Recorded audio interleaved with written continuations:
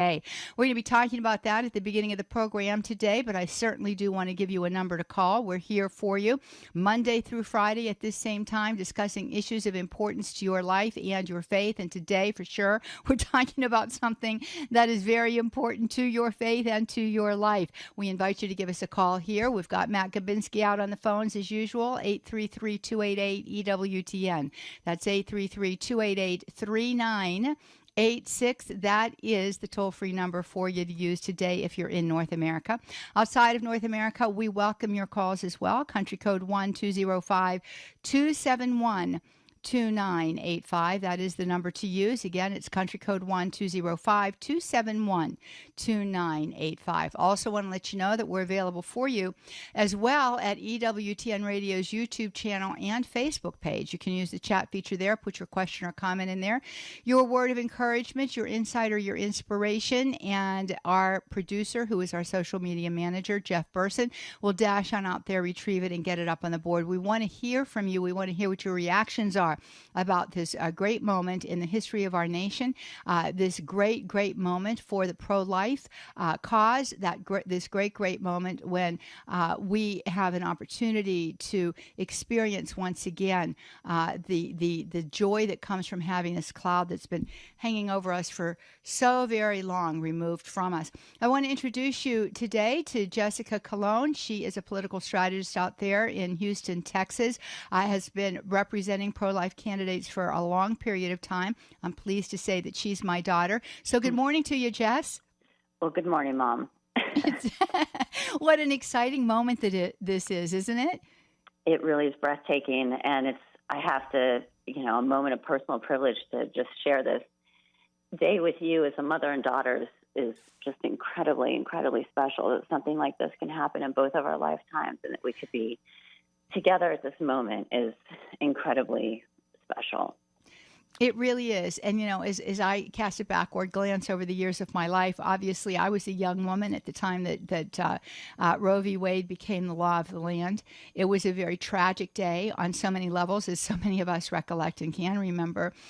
It was a breathtaking, earth-shattering day in our hearts. And, I think about the numbers of children whose lives have been lost because of what is not and never was a law. And I think that it was just quoted on the news, 63 million. That's probably how many are accounted for. We don't know how many we are unaware of. But the fact of the matter is we can only look back over that loss of life and rejoice today that there's been vindication for all of those babies. And somewhere, somehow, I know those children have been interceding for this cause in our land. You've been working tirelessly for this throughout your professional career. And so there's got to be a moment of deep interior gratitude, as well as a sense of contribution to this effort. Well, it's incredibly generous. I've just been a supporter, holding fast in my personal convictions, like so many of your listeners out there, and you yourself on the air for as many decades as you have been, communicating the importance of life, the relevance of life, the right to life. That it is our most basic God-given right, and this doesn't happen with one person alone. It does happen with so many brave people who've stepped up for since the inception of this decision that came down in '73, who have helped pave the way, and so many of us have been a part of that journey. I've been a very small part of that journey, just in, as I said, holding fast to my personal convictions and living those out, but voices like yours, Mom, and Phyllis Schlafly and Rick Santorum and Marjorie Dannenfelser and Penny Nance and so many people. Of course, President Reagan, even back in the '80s, saying the pro-life statements that he made. I mean, this has just been, when you look back at these 50 years.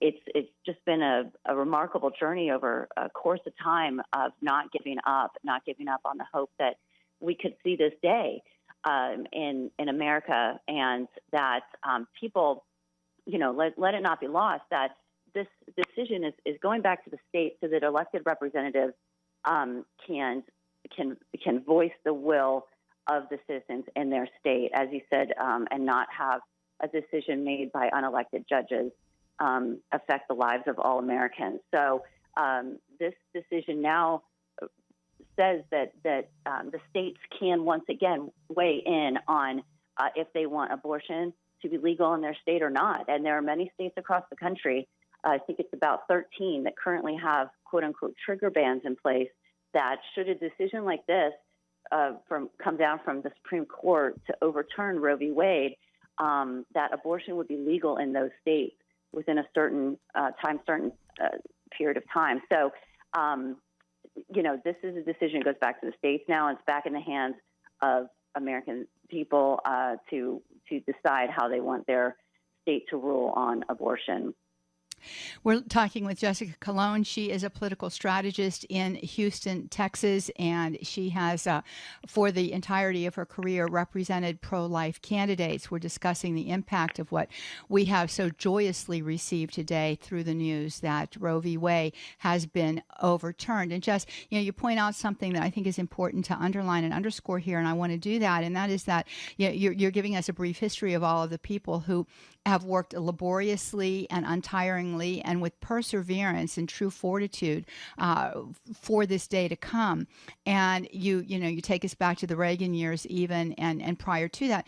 This decision of Roe v. Wade was always one that was contentious from the moment, even with Justice Bader Ginsburg saying that this was on sort of unsettled ground. It was not, on terra firma, so to speak. So we ought not to be surprised that with all of the efforts that have gone into place that it has been overturned.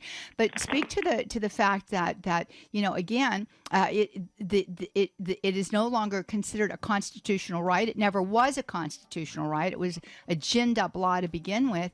But here we are. We still have states, and you're talking about these trigger bans. We hear that music. We're going to hold you on the air for a few minutes, if you would stay with us.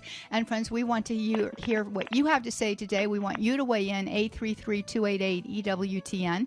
That's 833-288-3986. That's the number to use toll free right here in North America. Give us a call. Rejoice with us in this moment. Share your thoughts, your ideas, and your gratitude right here on Women of Grace Live. Also at EWTN Radio's YouTube channel and Facebook page. Use the chat feature. More on the other side of the break. Stay with us.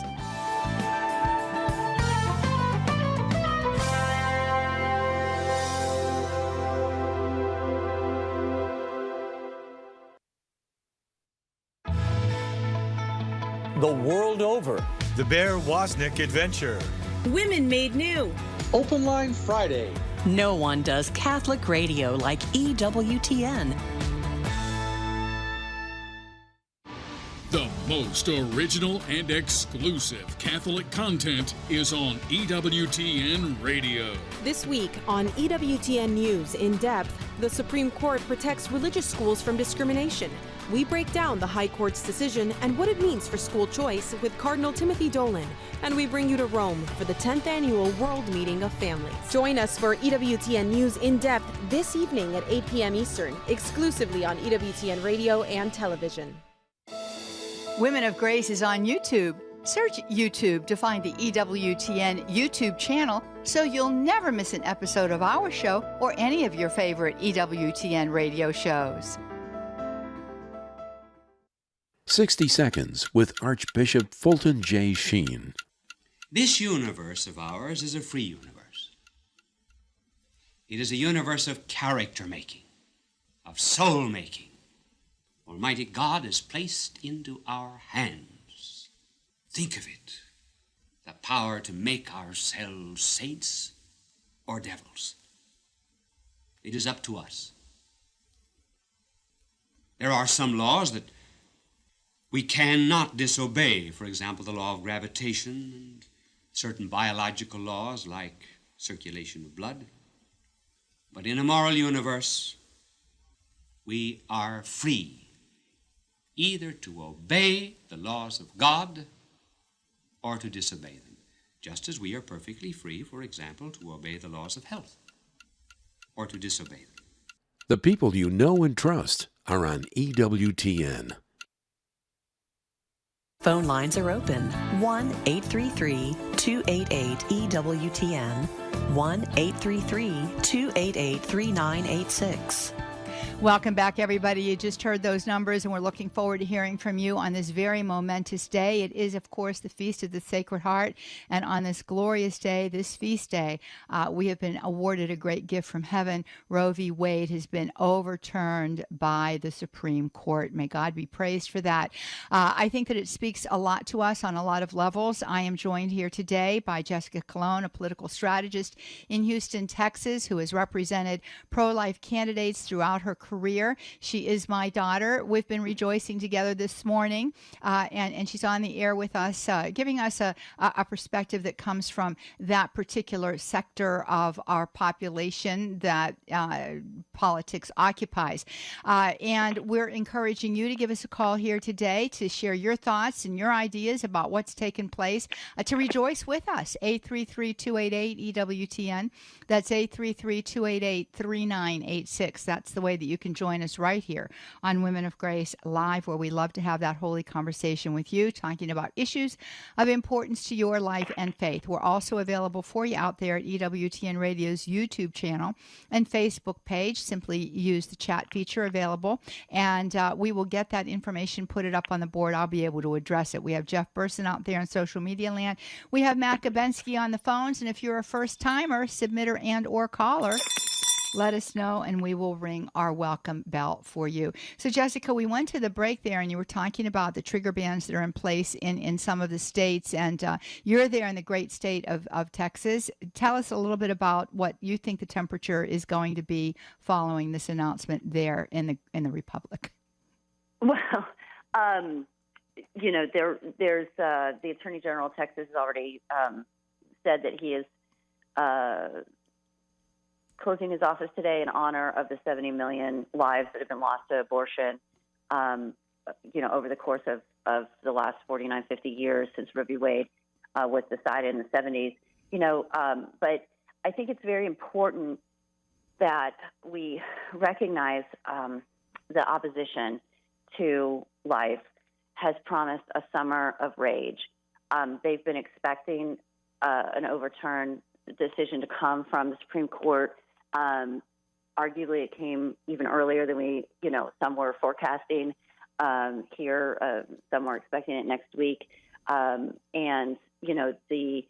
who oppose life are going to be out in full force and have been, as I mentioned, have promised a summer of rage about this. And so we must stand strong and continue to have fortitude as we now move into this brand new era in this country where we have life decisions coming back to the states. And I will also say that in Texas in the last year during our legislative sessions, $100 million was approved for alternatives to abortion programs. And these are programs that help mothers in the course of their pregnancy and after birth, and services that are provided to these new moms to encourage them to not have abortions. And now these alternatives to abortions will be fully, available for women here in light of this decision today with the Supreme Court. And Texas is not the only state that has alternative to abortion programs. We are the state with the largest funding for such a program, but other states have such programs to smaller degrees, and hopefully they'll begin to extend those the funding for alternatives to abortion programs throughout the country. So this is this is a day that we've been waiting for, but it's a day that we've been prepared for in the pro-life movement. To be able to be ready to provide support for those moms that need it.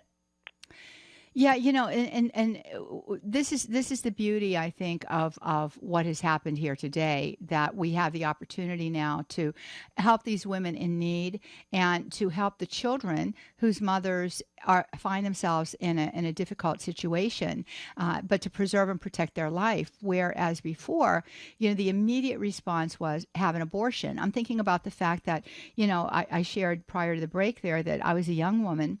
As a matter of fact, it was the year that I married your father, that Roe v. Wade became legal in the land.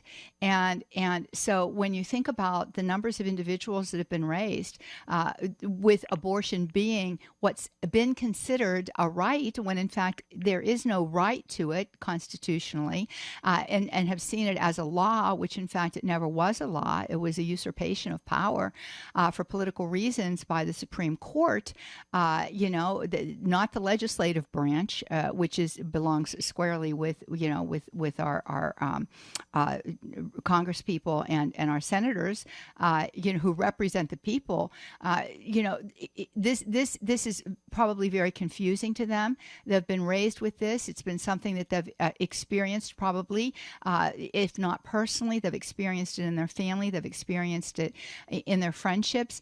And so it's understandable that there can be confusion on this. But this rioting and this outrageous behavior and the threats that have happened against our Supreme Court justices since this news was leaked that potentially this could be happening.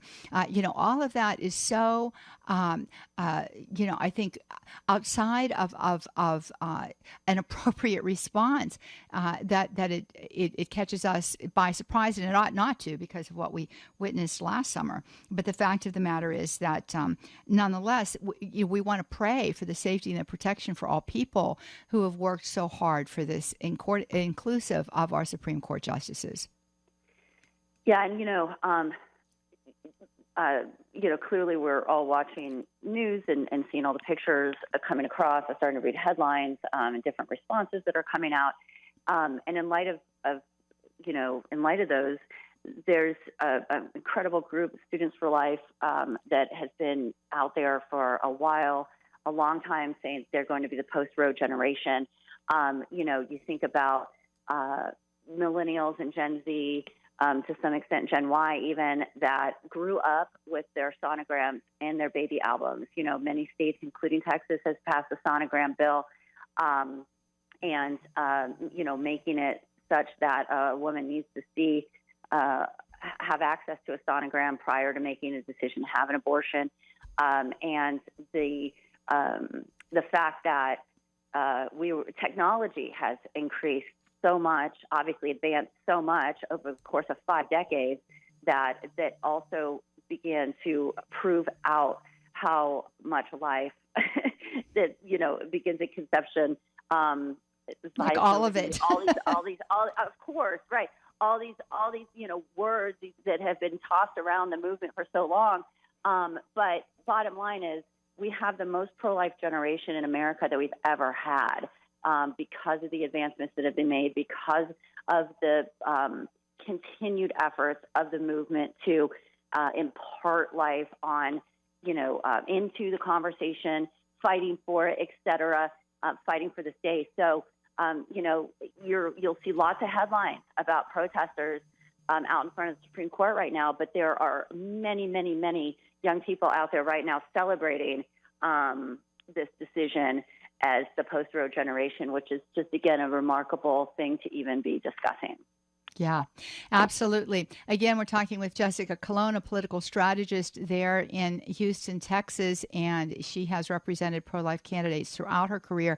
And her career has taken her outside of the state of Texas as well. So I know that you've been actively engaged in this kind of a pursuit in other states as well as in your home state of Texas, Jessica. I've got a YouTube question here from Deanna Williston, and Deanna's saying, since we have an expert in the house, that would be you, dear.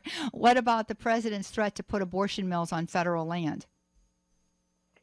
Well, this is, I don't want to be too clever with words, but, those who oppose life are not going to stop with this. And the fight does not end with this decision. It simply goes back to the states. And clearly, you have pill-induced abortions, which are, many people don't think about pill-induced abortions when they think of abortions. They think about surgical abortions. We spent so much time talking about that. But now, people can, quote unquote, self-medicate to abort babies. And so there is more work to be done as this decision rolls back to the states to put laws in place. You never underestimate those that oppose life and the extent that they will go to. But now it's up to the states to push back and stand strong on the convictions of life. Mm-hmm.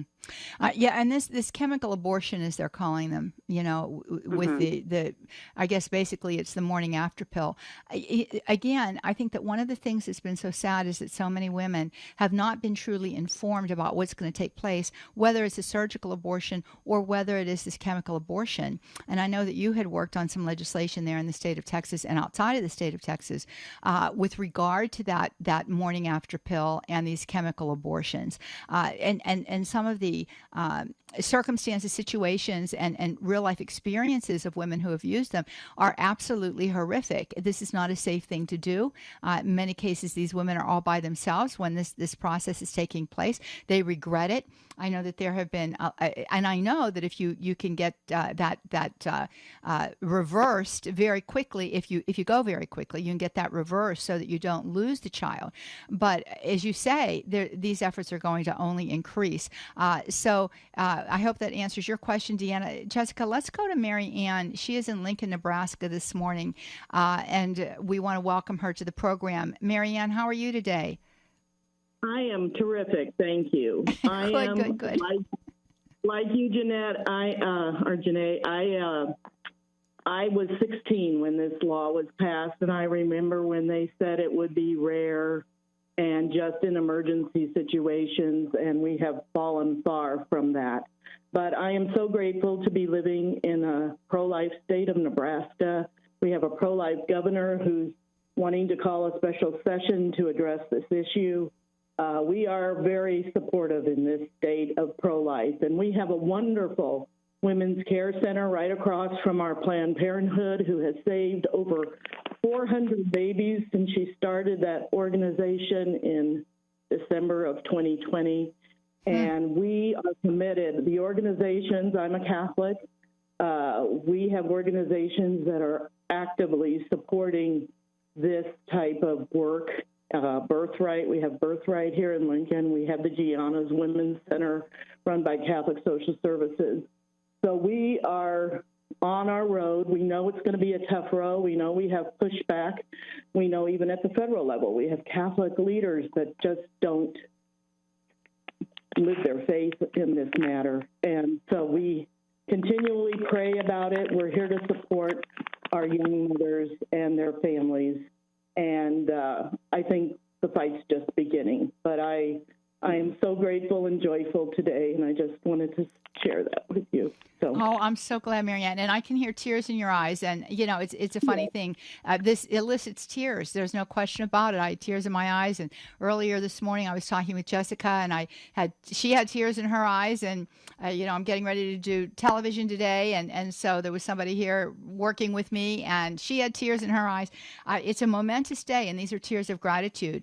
So many people have worked so long and hard for it. I did a shout out by phone to a dear friend of mine, Dr. Monica Miller, who has been on the front lines fighting abortion for all of these many years. She talks about it in a book that she wrote on this very topic, and she was a rescuer. She would go to the abortion mills at the end of the day and collect the bodies of the babies out of the garbage cans and bury them. And when you think about the tragic loss of life that we've experienced, this is a day of vindication for them. This is a day of true rejoicing, and their lives were not in vain because their lives led to this moment. It's only too bad that their lives had to be taken because of something that was never never a law in this country. Marianne, thank you for calling, and praise be to God for your governor.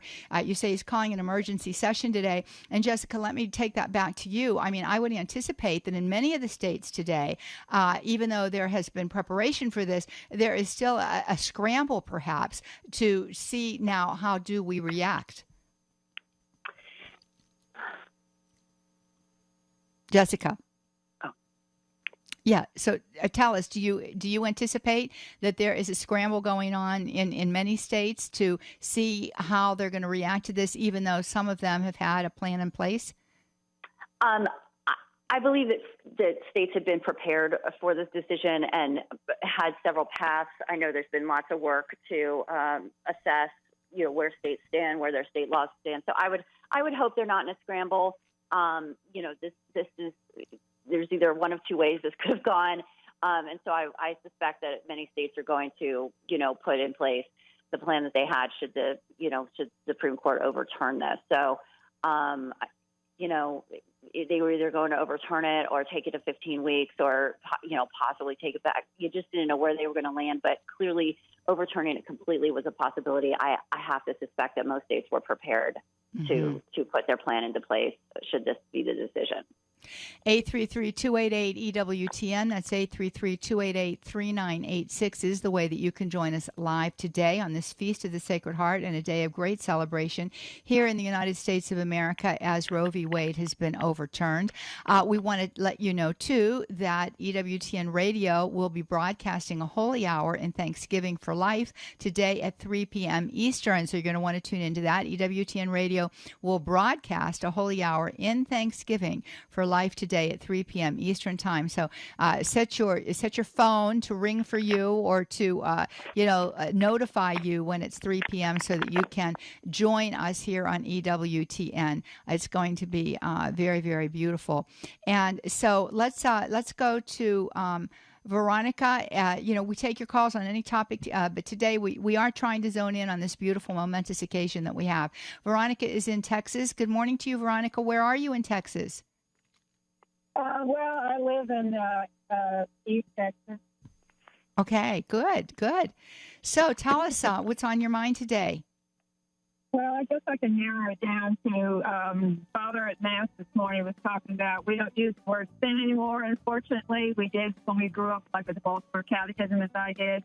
And when you have children, I'm getting to the part about if they get a girl pregnant, guys get the girl pregnant, and they don't think it's a sin, and then they think about abortion. Can we still tell our grown children, do we let go and let God, or do we tell them at like 40 years old that they we're going to respond to that question as soon as we come back from our break, Veronica, so you stay with us. Jessica, you hold the line. We want to hear from you, 833-288-EWTN. Pick up the phone, give us a call. Matt Gabensky's waiting for you. We're going to be right back. Stay tuned.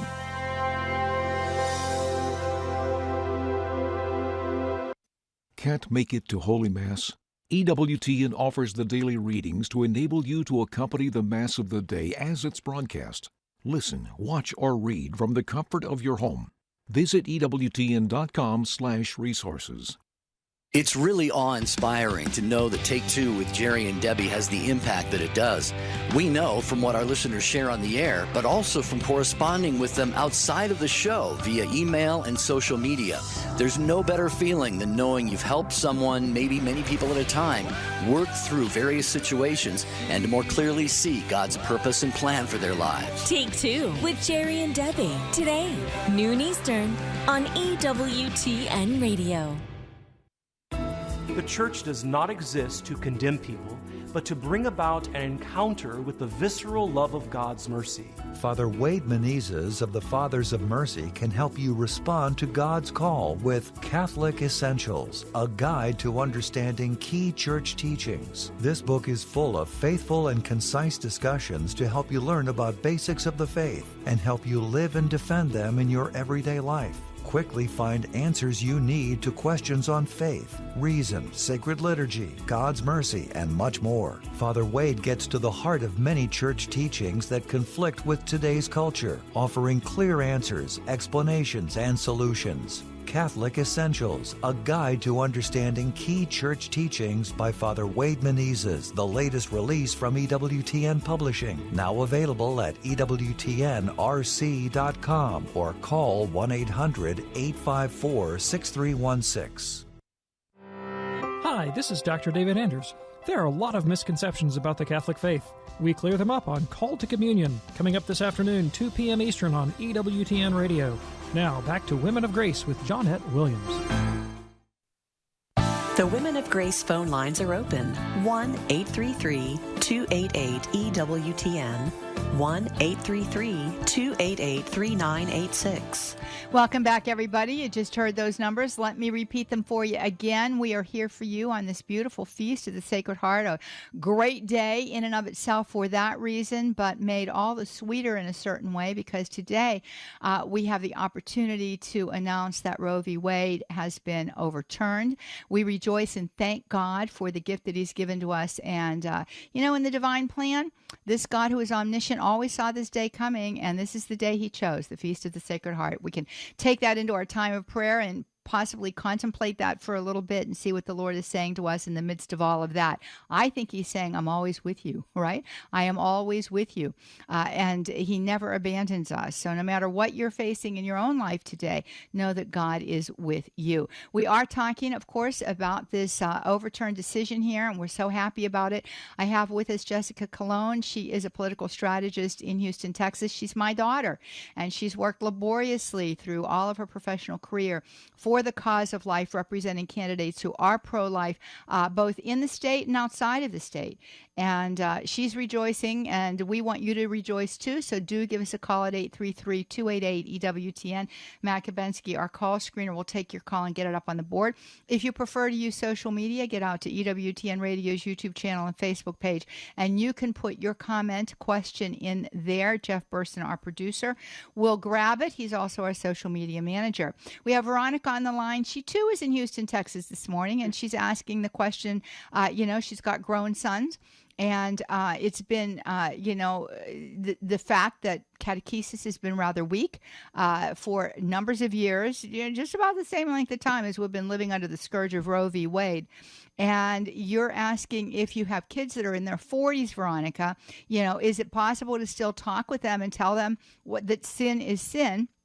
And to advise them in the way in which they should go, especially with regards to issues like we're talking about today.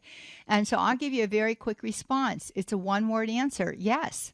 Yes, absolutely. Now I made it 2 words. And I'll give you my reason for it. Our role as parents does not end when our child becomes 18 or 21 or 40 or 50 or 60 or even 70. Our role as a parent is to always parent that child. We have that responsibility. This life has been entrusted to us. Granted, we cannot make the decisions for them once they reach a certain age, but hopefully we've trained them up in such a fashion that they have taken the wisdom that we've offered them and the guidance and direction from a godly perspective into their adult life with them and make decisions accordingly. That's not always the case, however. We cannot legislate to them once they reach a certain age, but we can always advise them and counsel them. The way in which we do that when they cross a certain point in time differs from the way that we did that when they were children. We have to respect them as adults, but by the same token, we still have a call to talk with them about serious matters.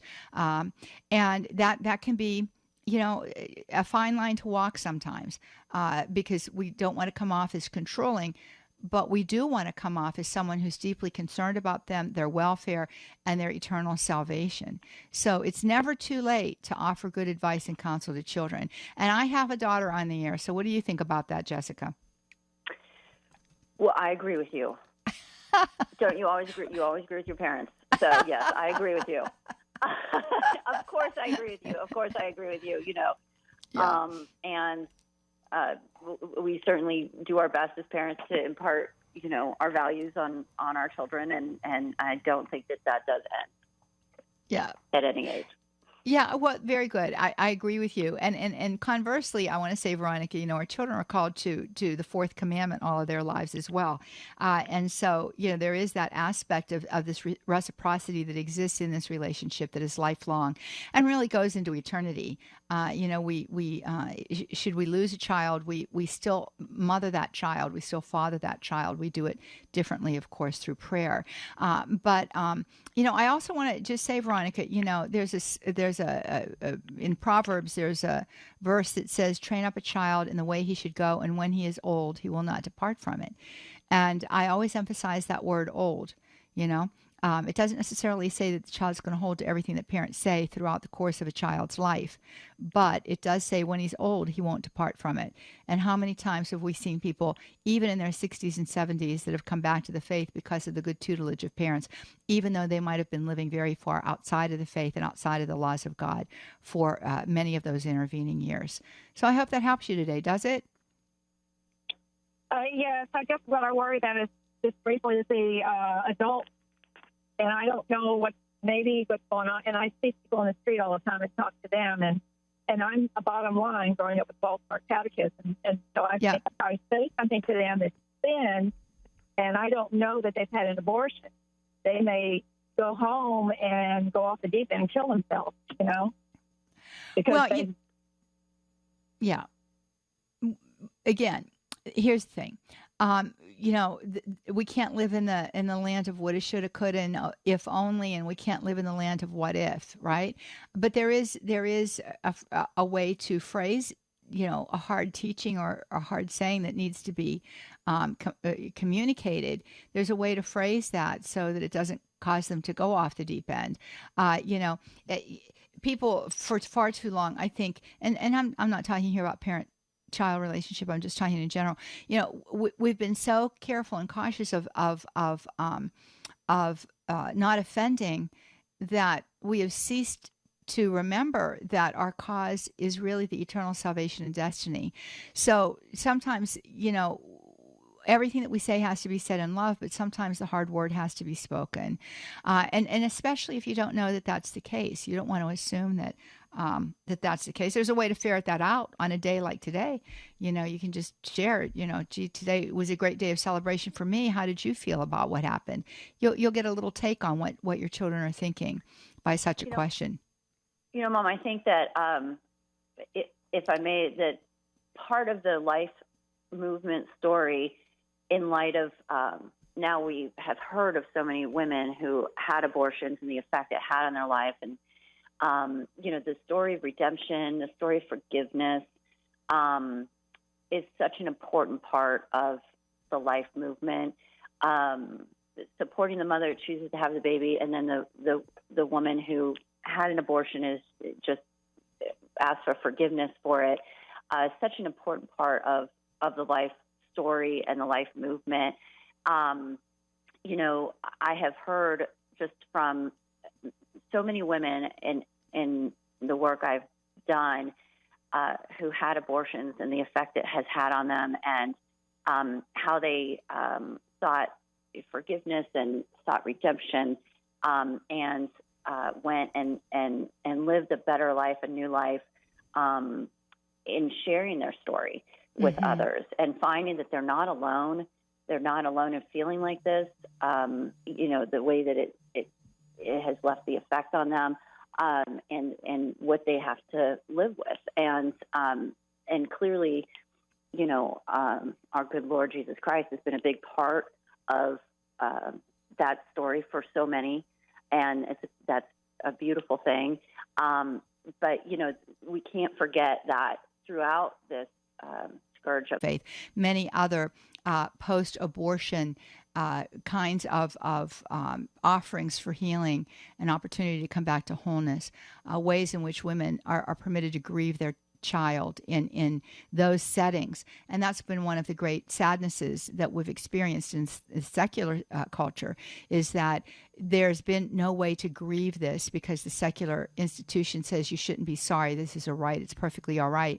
When you're not able to grieve, then what happens there's a dysfunction that takes place, and one of the dysfunctions that we have seen lived out throughout these many years is this dysfunction of terrible anger, vitriol, condemnation of any attempt to protect the life of a child. And I think that sometimes is the sideways response that comes out because there's not been an acknowledgement that there is pain after an abortion.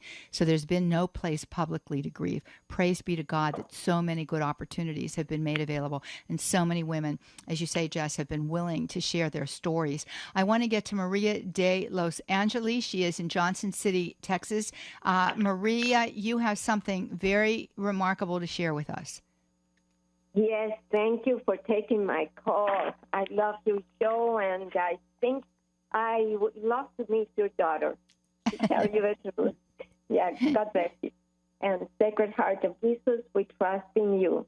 Yes, Amen. I'm 77 years old, and back in 1945, I was born without life as a result of an abortion. And this was pushed by my father, whom I did not meet until I was 21. I was in college. Okay, but that's another story. But my point is that I want to make that, one, the Lord was watching over me.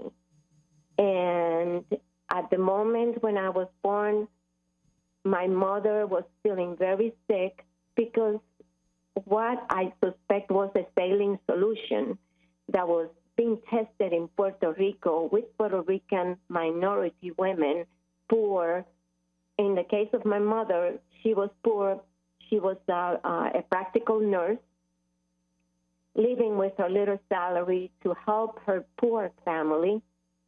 And, with this relationship that didn't work, she was vulnerable. So that's a very sad story in the sense that women have been used and women have been hurt, and she was hurt. Well, when she went to this little hospital, there was another nurse that knew her who was the one that attended. There was no doctor, there were no incubators, there was no equipment, but this woman, when she saw this little baby that was less than 3 pounds, injected me in this case, with adrenaline directly to the heart. And I gave signs of life. There were no incubators, so she put me in a cardboard box wrapped in cotton, the rolls of cotton that they used to have way back. Yes. That's what she used to protect me, in a cardboard box. And that's how my mother took me to a friend's house, because she didn't dare to go to her family because that was shameful. And all her life, I saw her suffering for something that I didn't understand, because I never was told that this had been the way I was born. But I knew there was something in my mother that angered her about mostly all men. When she spoke about men, she was angry. She was hurting, and I don't even think that she healed. And then, when I took care of her, I took care of my grandmother, and I took care of an aunt who never had children. Those were the 3 women in my life that showed me how much they loved me, and I really, gave back to them because their love was incredible for me.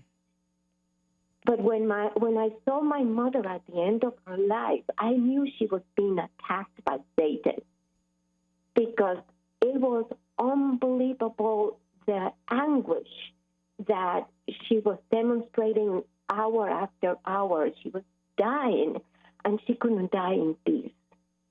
So I talked to a nun who got me a Monsignor who came to my mother to her deathbed and was able to talk to her and be there for her.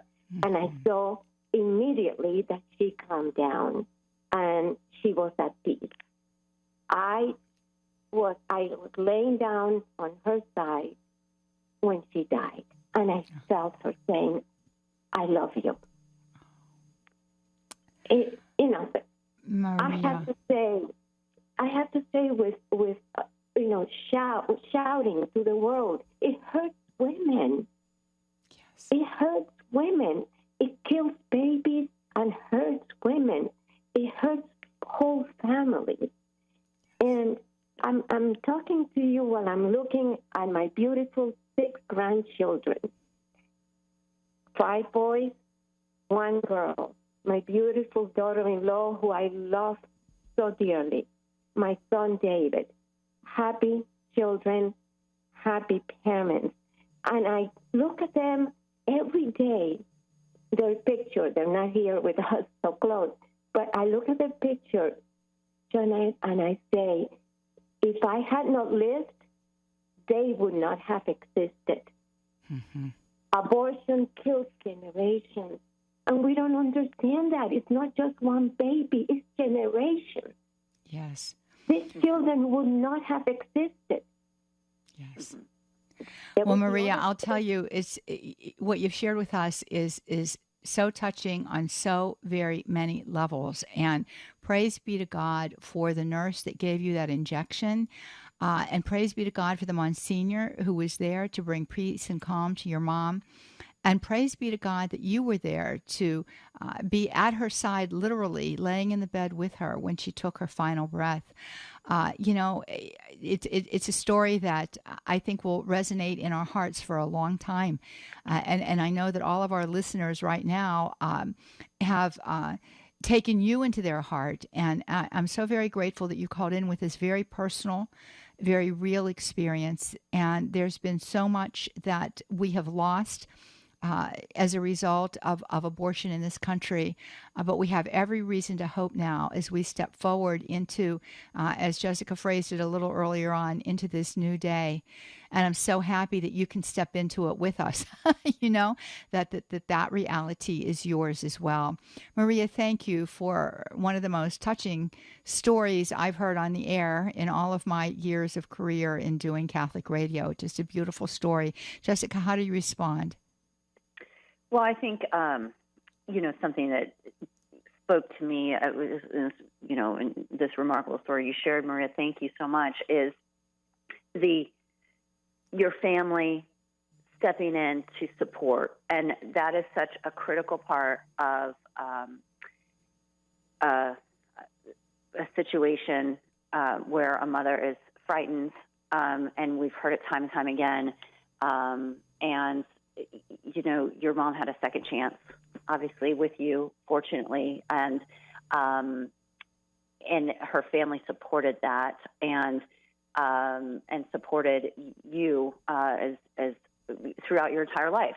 And we hear that when we hear that with young women who decide to have their children, how different their experience has been when they have a supportive family. And how hard it can be when their family is not supportive.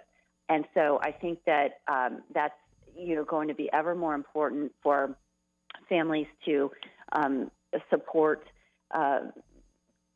their daughters, their nieces, et cetera, throughout the course as we step into this day with the decisions going back to the states. But I just want to underscore that sentiment and the impact that a supportive family can have on a young person, especially as they move forward in having their baby.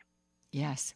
Yeah, and that is something that needs to be emphasized as well. That the immediate response of a family to a child who, young woman or a young man who finds himself or herself going to have a child, that immediate response is a response that can set the tone for how things go in the future, and can also set the tone for whether that baby is kept or that baby isn't kept. So it's just a word. There's, I've met lots of parents who have been very disappointed when a daughter has become pregnant out of wedlock. But as I like to remind them, this is your grandchild.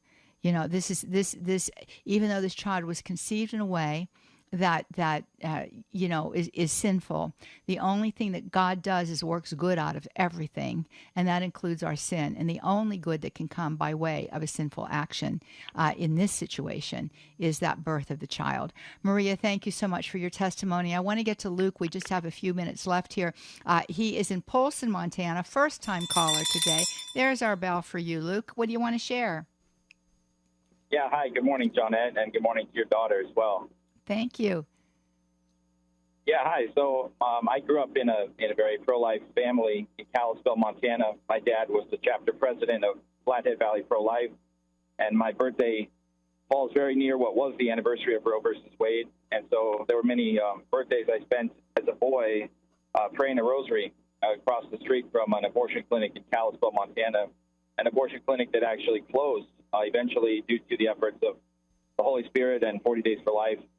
And I was thinking about when I was a very little boy going to some meetings for this chapter of 40 Days for Life in Kalispell that my dad was president of, and learning at a very young age that a mother and child in utero very often don't have the same blood type. And if they did, then that there's no way for a child to just be an extension, as we hear from the liberal left, of his or her mother's body. Because if that was the case, there would be absolutely no way for a child and her mother to have two different blood types. And thinking about that, and since your daughter's on the show, I figured I would ask you guys if you know what your blood types are. And I know it sounds kind of silly, but when I was just a boy, it was like, okay, that makes sense. That's a totally different person because they have different blood or whatever. And anyway, that's kind of what I was wondering, and figured I'd share that with you this morning. Well, Luke, thank you for asking. Wow. I hadn't thought about it in a while. It's a good one, though. I got to tell you, Luke, I'm pretty certain, almost positive, that we have the same blood type. I think we do. It's the most common blood type, so that doesn't say much, I know right? I give blood to everybody. I know when I go to the lab, they're happy to see me. So it's that one. Sure. But Luke, thank you. And, I think that you bring up a very important point, which has always been a straw man argument that, well, I have a right to my own body. Well, first of all, you don't, because you didn't create it. You have a stewardship responsibility to your body. God created your body, and you are who you are. But we don't have a right to do whatever it is that we want to do with our body. And second of all, the body of the baby isn't your body anyway. So even if that first part didn't apply, which it does, the second would. But thanks, Luke, for calling in today. And I just thank you so very much for being with me. This was an unexpected moment, but what a beautiful moment. And I'm so glad we could share it. Go ahead.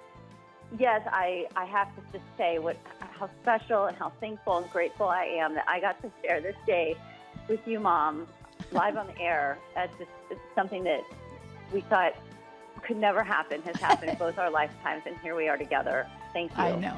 Oh, gee whiz. Thank you, sweetheart. I love you so much, and I love all of you, too. We're going to be back with you again on Monday, hoping that you have a blessed and holy weekend. Celebrate. Bye-bye now.